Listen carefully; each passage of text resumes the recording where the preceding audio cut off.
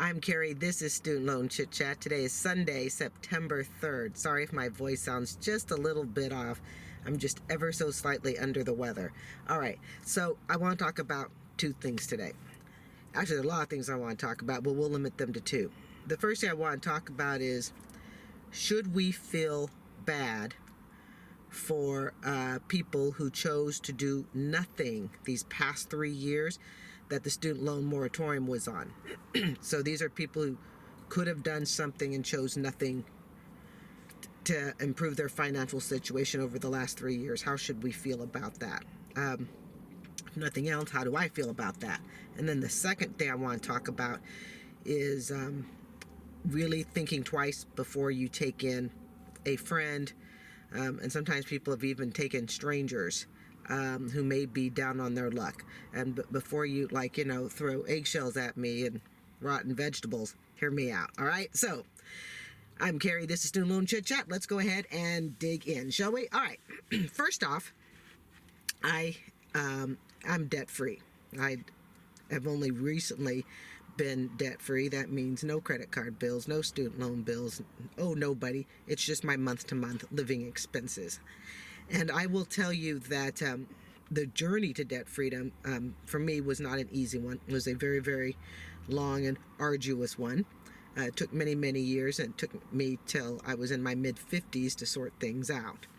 Now then, with that said, there's some real hard truths. I hope I don't sound too hoarse, so I do apologize.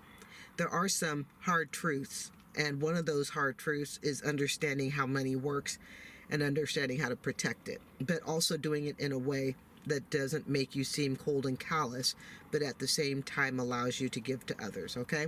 So let's look at the first thing, and that is the fact that, and I read a report on this recently, I'll try to link it in the description box. Numbers are basically stating, and it kind of depends upon what news report you listen to. I've heard as low as, 9-10%, as high as maybe 11-12%, but either way, it's super, super low. So let's just hover it in about the 10% range. Less than, or approximately, 10% of people over the last 3 years paid on their student loans. So as these student loans were on pause, 10%, right around there, of the eligible millions of people who owe student loans, 10% of the people continued paying on them. Now then, being someone who is debt-free, I can tell you that even though my $110,000 loan was forgiven in August 2022, mine was forgiven under PSLF, the Public Service Loan Forgiveness, excuse me, if the federal government had said, hey, during these next 3 years, you could have the 3 years off from your student loan payment, but we're not going to count that towards your 120. In essence, we're going to give you 3 years off, no interest, no late penalties, no nothing. You can just take 3 years off and not have to pay, and you can pick up again, 3 years down the road. But we're not going to give you any credit towards your PSLF. Would I have continued paying student loans? Absolutely. Because one of the things about being debt-free is you come to realize that every step you take one day can either put you in a better or a worse spot the next day. And those days simply become weeks, months, and years. So had the student loan pause occurred with, you can go ahead and pause the payment, but we're not going to count that towards your 120, the 10 years that you need for forgiveness, I would have continued paying it. There are people, whether or not they were in the PSLF program or not, but especially the ones that were not, okay? Because if you were in the PSLF, you still get credit for those 3 years. Yeah, you get credit. So that's like 36 months of credit. So really, you don't even need 10 years at this point. You need 7 years of public service work. That's where you're paying your student loan and you're also in the job, because you just got 3 years gratis, assuming you were in a qualified public service job, okay? So let's take the crowd that is not on PSLF, because this is the one that really affects the most, okay? Because they get no credit otherwise, all right? I know people personally who shall remain anonymous, okay, that chose to do nothing. In other words, they were paying their student loan, they were doing just fine, and then when the moratorium hit and the all student loan interest was frozen, they basically went pate, and they just stopped paying it. They continue to do everything they usually do, and in fact, I'd even say some may even have increased their standard of living, forgetting that there's a student loan bill to pay. Now then, you're hearing story after story. I mean, you've got people who are so mad encouraging other people to not pay their student loan. Don't do that. Don't do that. Okay? They can garnish you. And I've heard, firsthand reports, if they're accurate, up to 50%. Okay, one gal said she had 50% of her paycheck garnished because she owed student loans. Here's the thing. If you were capable of being able to continue making those payments, and you chose not to make payments during the time that they froze interest, and you chose to increase your standard of living, kind of conveniently forgetting that there was a student loan bill to pay. One thing I've learned about debt, about being debt-free, you have to look at yourself in the mirror and you have to go, whose fault is that? Now, this isn't to say, you should shame yourself or, hate on yourself. Not at all. But what it is honestly to say, look at yourself in the mirror and say, I really had an opportunity. I had an opportunity that I could have picked up a part-time job, or maybe worked a little bit more the job that I'm at. Okay. I had an opportunity. I had 36 months with no interest to make a dent in that student loan bill. I think part of the reason some people chose not to do it. Now, we're going to put aside, let me just back up here. We're going to put aside the people who genuinely lost their job. No fault of their own. Okay? They lost their job because of the pandemic. They've not been able to get back into one that paid the same amount, and they're doing everything they know how to get life back on track. That is not the crowd I'm talking about. I'm talking about the crowd that never lost their job, which we're thankful for, okay? They never lost their job. They had every ability. Had there been no pandemic, they would have just kept on paying their student loan. But when the pandemic hit and they were told, hey, no student loan, they went, great, party time, and chose to do nothing. That's the crowd I'm talking about, okay? Who do they have to blame if they're sitting now with, maybe that bought more house than they could afford, forgetting that they had the student loan? Maybe they've purchased a bunch of rent-to-own furniture, a bunch of, affirm and payday pausing loans and debt that are all now due. In other words, part of becoming debt-free is the ability to go, who put you in that situation, okay? You never lost your job during the pandemic. This is for that crowd, okay? You never lost your job during the pandemic. You could have even picked up a second job or done more hours. In other words, let's just throw out a number. Let's say you had a $40,000 student loan, okay? And let's say, hypothetically, okay, we go for $40,000 and you could have, I don't know, let's say you could have put, $5,000 a year towards it. Okay, you'd be $15,000 smaller now, if not even more so. In other words, if you chose to do nothing, and that is a huge crowd, and I'm willing to bet it's larger than we think. Okay, yeah, a lot of people were affected by the pandemic, but not everybody. Okay, a lot of people also are not affected, but they used the pandemic as a opportunity to not have to pay their student loan bill, instead of taking it as an opportunity to go, man, no interest, let's just race this as fast as we can. Okay, so here's the thing. The people who took advantage, that owed student loans, that took advantage to either pay it off in full, okay, depending upon what their size balance was, or to make a significant dent, they are reaping the rewards of it, and they have every right to reap the rewards of it. Okay, somebody who owed $15,000 in student loans, continued paying it, knocked it out, is now, let's just say, student loan debt free. Somebody who had $75,000 in student loan over the last 3 years took advantage, knocked that down from 75 to 50. Okay, but there is a group that chose to do nothing, and I think, this is just my personal opinion, part of what we learn about money is we learn about missed opportunity. And that was a huge, huge missed opportunity for, I suspect, a lot of people who could have done more to have gotten rid of their student loan. And I think sometimes the reason people aren't, or perhaps weren't motivated, is sometimes a student loan bill can be so high that it feels like no matter what you do, Okay, it's not going to make a difference. I've been there. Okay, my student loan forgiveness was 110. It wouldn't. At least it would have seemed like it wouldn't have mattered if I put $10,000 towards it. I was still looking at a six-figure student loan. So in that regards, okay, it seems like a thankless journey. Okay, like it doesn't matter how much I put towards it. So they gave us 3 years off. So I'm just gonna go and party for 3 years, whatever. I literally do know people though that chose to do absolutely nothing that could have done something. And if you want to become debt-free, one of the things that I have learned is you have to ask yourself, if I take these steps today, will it make 2 years from now, 3 years from now, will it put me in a better spot? And I think a lot of it is there are people who really it's that FOMO crowd. What is it? Or you only YOLO. It's the YOLO crowd. YOLO. You only live once.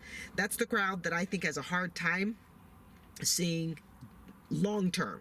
They can see short term. Okay, what I want now, what I want next week, but can they see long term? One of the things that I did on my journey to be debt free was I definitely saw long term. And I took advantage. When they had the pause, I went ahead and I picked up a little part-time job at my at the school that I work at. Okay, I do a little after-school job there. I made sure that all my stimulus money went towards the student loan. I did all of these things, and all the stories that are coming out about people and the hardships that they are in, I understand. With the student loan coming back. But I also have to stop and ask, how many of them could have done something? They could have, but they chose not to. Okay? How many could have done something and they chose not to? And if that is the camp that you happen to be in, where you did not lose your job, or even if you did lose your job, you were able to, by good grace and fortune, you were able to make it up again, at the same income or near the same income. Did you continue to make those payments on the student loan? And if you didn't, okay, you might really want to assess why you did not. Especially if you didn't do it and it didn't put you in any better of a spot. Not everybody that's starting up their student loan is necessarily a victim to the economy. Sometimes we're just victims to our own selfish desires that we want it now, we don't want it later. Something to think about. All right. Now then, it's getting really hot here because, well, I'm sitting in a car in Florida, so I'm going to turn on the AC here. Okay. So let's go on to the second thing I want to talk about, and this is tied to student loans in the sense that we all want to help each other. At least we have friends and family and stuff that we would like to help. But there's something else that I want to bring up, and that is the darker side of helping people. Now then, don't get me wrong. Only you can decide who you should move into your place and who you should not. Only you can decide, or a partner if you have a partner also, okay? So this isn't to tell you what you should or should not do, but this is to give you a heads up. So hopefully when you decide what to do or not do, you'll make the decision that's right for you and, your family members if you live with people, all right? There are numerous stories out there with people having difficulty paying rent. I understand that, okay? Yes, I own my condo, but I've only owned it for a year, all right? And I've been a renter most of my life, in fact, okay? Before I had the condo, I lived in a house for 5 years. Otherwise, I've always rented, okay? So at 56, I've definitely been a renter most of my life.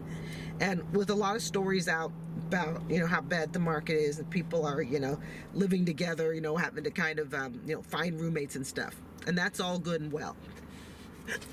But there are horror stories out there where someone has brought in, out of the kindness and love of their heart, they're, watching for their, fellow brothers and sisters, okay? They've brought someone into their house, or even a couple people, okay?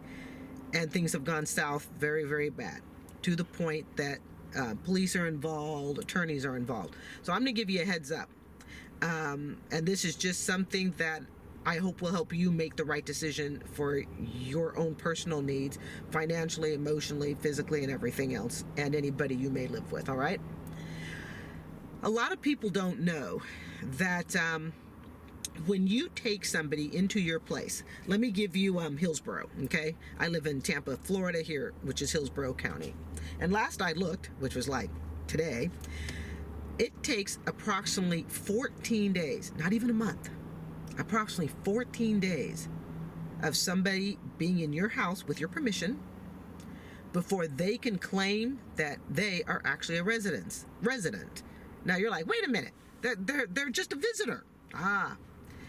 You know, if you've ever watched YouTube videos on squatters, you know, people who move into houses illegally, they take over a vacant house and they have more rights than the owner of the house. Well, this can happen with you in the house, welcoming them in. So let me just kind of give you a heads up, okay? Here in Tampa, from what I last understand, it is approximately 14 days. So you say to a coworker, a friend, hey, you know what? I know you're really down on your luck. Maybe they're facing eviction, whatever the story is. Come live with me for a short period of time, you know, get you up on your feet. Now, in your mind, you might be thinking they're just going to be there from a couple weeks, you know, at best, maybe a couple months at worst. You're not thinking long term, like could they be there a year or two later? You're not even thinking could their living there force you to have to move out of your house. Okay? One of the things you need to understand are the laws in your city. I'd even go, city, county, okay? What are the laws of you allowing someone to move in? Now, somebody could say, well, Carrie, that just sounds so cold of you. It's not about being cold. It's about following the law. It's about understanding the law. It's about understanding your legal rights. And I can also tell you, having been an insurance adjuster, yes, a lot of people don't know that I was an insurance adjuster. I hope I don't sound too sick, you guys. I apologize. A lot of people don't know in my earlier years, I was an insurance adjuster. And I adjudicated claims like, you know, property losses, sometimes from squatters, okay? So I actually have some firsthand knowledge of this as well, all right? But it's about you understanding your legal rights before you open the door to somebody that maybe you had no intention of living with for the rest of your life or for a couple years, all right? So here in Tampa, approximately 14 days. After 14 days, especially if you allow the transfer of mail or you accept any sort of money as a rent payment compensation, they can, under the law, claim that you have just allowed them now to become a resident of that property. Now, this is something that I never knew about until I started, you know, being a claims adjuster on rental property. And one of the questions is always, well, who lives here? Okay. Oh, well, vandals came in, they squatted. And then as YouTube has grown over the years, I've watched a ton of videos on people moving into houses, occupied and unoccupied, okay, under the guise of a friend trying to help another friend out. And then the friend that moves in says, hey, you know what, these accommodations are pretty good. I don't have any place to go. I may or may not have a job. I don't have any money. So guess what? I'm not leaving your house. I sometimes tell myself, you know, I would love to help the whole world. I think a lot of us would if we could. But when it comes to who you let in, especially during these very economic trying times, I don't see rent going down. I don't care if the inflation rate may be dropping a little bit. I don't think it is, and I think it's only going to go up, at least for a while longer. But you need to tread very carefully on who you allow into your place and what the laws are. The laws, not your emotions, okay? What are the laws on how long people can stay? Have you ever noticed that in a lot of rental agreements, if you've rented enough, okay, excuse me, most rental agreements will say something like, you need to notify the property manager if there's a guest at your place, even like my HOA, you know, you need to notify somebody if they're going to be staying longer than a couple weeks. Well, this isn't necessarily because they're just trying to be nosy and want to know who you're living with or who you're shacking up with. It has a lot to do, has everything to do with the legal aspects of residency.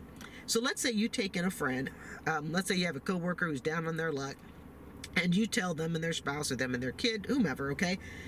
And you tell them, hey, come stay with me, you know, till we get you back on your feet. Well, what happens if they don't get back on their feet? What happens if they can't find a job as quickly as you thought? What happens if there's some other emergency that they have going on in their personal life, be it their own personal medical emergency, whatever? What happens if they can't leave? What happens if they don't want to leave? Okay? and the person that you were just intending to help all of a sudden now becomes a boarder in your place. Two things you definitely don't want to do. Never ever, and I'm telling you this because I watch a lot of YouTube on this stuff, don't take money as payment. Because let's say you expected someone to live there for, a month, and 3 months later they're still there, and they say to you, hey, you know what, I'll just give you some money, and you take that money. Guess what? They can now claim you accepted money for them being there. That further cements the fact that you gave permission for them to stay. In other words, you don't want to take money. A big no-no is don't allow mail to be transferred to your place of residence, because once you say, hey, you know what, I know you're getting evicted, move your mail over here, move everything else you have over here, okay, maybe some of their stuff goes in storage, the rest of it goes to your place, you accept their mail, now you definitely have established residency. Again, I'm not an attorney, okay, but between my years of being a claims adjuster, between knowing someone personally, she was actually trying to help some dude down on his luck, this is a true story, and she was really worried because he had wound up being there a month, and I remember saying to her, you need to get this guy out, because he can claim, this was here in Tampa, he can claim that your place is his place. By the grace of God, he did wind up leaving. But sometimes our good intentions, from our heart, where we really want to help somebody, it doesn't always wind up ending that way.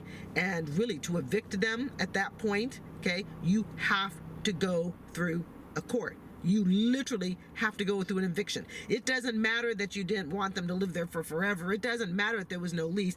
It doesn't matter that there was no contract or everything was verbal, yada, yada. The bottom line is they can have as much right to your place as you do.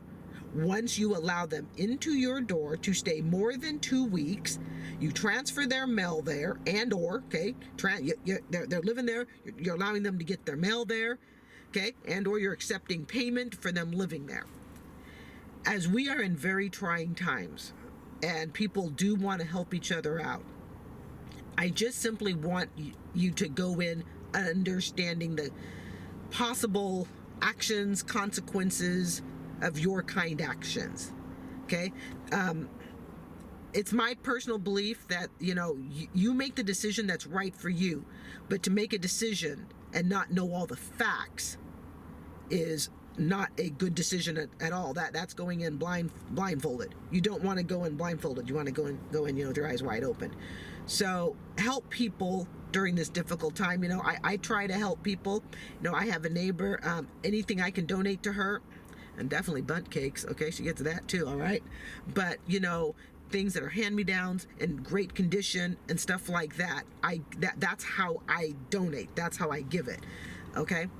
But before you have somebody move in, ask yourself, is this somebody I would want to, and I would be willing to go through the financial eviction process for? Because you're not going to get paid back for it, all right? Is this somebody that I would be happy to live with for a year that would never pay me any rent? Is this someone who is of the character and quality that if I allow them to move in, they're going to be looking every day for a job, they're going to be pounding the pavement, if they have to work at McDonald's to make, to get on their feet, they're going to do that? Or are you going to wind up taking in somebody that says, hey, you know what, I'm not going to do a dime more than what I've already done, your place is a nice crashing place, and that's where, I'm going to stay? And I know somebody like that who shall remain unnamed, okay? I literally know somebody like that. Will not lift a finger more to do what they're already doing. And they're in a pretty tough spot. I can't help them. I won't help them. But that's because they won't help themselves first. So you really have to look and judge, and you have to be critical, because here's the thing, they can also bring you down. And bringing you down along with their desire not to do anything, well, that's probably not what you were planning. So do what serves you and your needs and your family the best, and even what serves your friends the best, but do it with your eyes wide open. Because in this time where everybody's saying, hey, I'm looking for a roommate, I'm getting evicted from my place, and these are horrible things. Yes, nobody wants to go through an eviction. I've made a lot of mistakes in my life. I've never been through that. I'm kind of surprised, but hey, it happens, all right? I've never gone through an eviction, nor have I ever been close to one. But the bottom line is, well, I guess you could count a foreclosure as one. Well, so I guess maybe I have been evicted. All right, well, that's another story for another day. But anyways, just think about that. Know your options. Know the legal consequences of the decisions you make. All right? All right, I think my dinner is ready. I'm going to go pick it up. I'm Carrie. This is Student Loan Chit-Chat. I'm sorry for not sounding just as, I've sounded kind of hoarse today, so I do apologize. I hope it wasn't too bad to listen to. I'm Carrie Horn. This is Student Loan Chit-Chat. Don't forget to subscribe and have a great day. Bye.